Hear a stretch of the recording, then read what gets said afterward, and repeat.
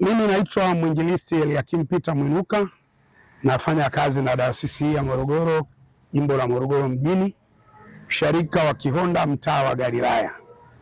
Tunapoadhimisha maadhimisho haya ya kukumbuka kuzaliwa kwa Yesu Kristo, tumepata neema ya ibada takatifu ambayo imeendeshwa na Baba Askofu Daktari George Pindua pamoja na msaidizi yake na wachungaji.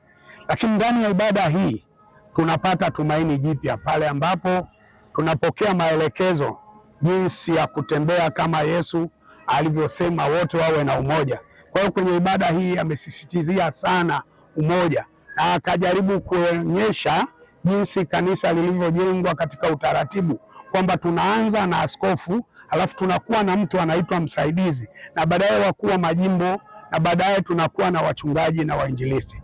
Kwa hiyo akawahimiza wote kuwa na mamoja, na tulipata mahubiri yake katika kitabu kile cha Mwanzo sura ile ya 11 mstari ule wa kwanza hadi mstari ule wa 4, ambapo wana wa Israeli waliamua kuishi katika umoja na wakaamua kufanya kwa umoja. Yaani walikuwa na sauti moja, walinena usemi mmoja. Na sisi tumeelekezwa kama watumishi wa Mungu, Yesu Kristo amependa sana tuwe na umoja na tutende kwa lugha moja, maana tukiwa hatuna lugha moja, kila mmoja anasema, kazi ya Mungu itashindwa kwenda. Lakini kama tutania mamoja na kutenda mamoja, Mungu atajitukuza katikati yetu, kwa sababu maandiko yanatuambia Mungu ni upendo. Kwa hiyo kama Mungu ni upendo, hata wale walio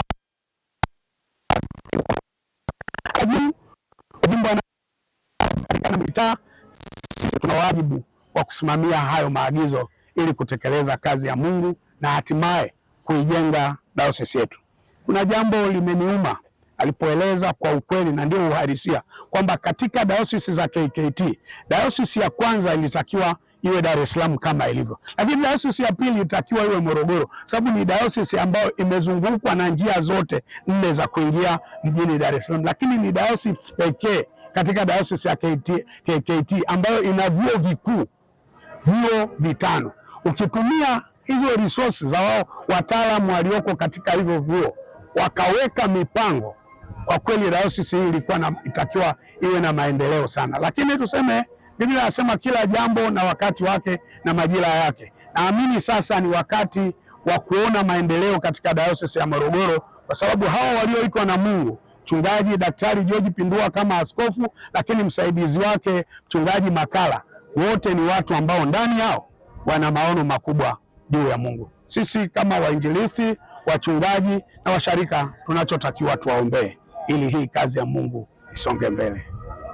Asante sana.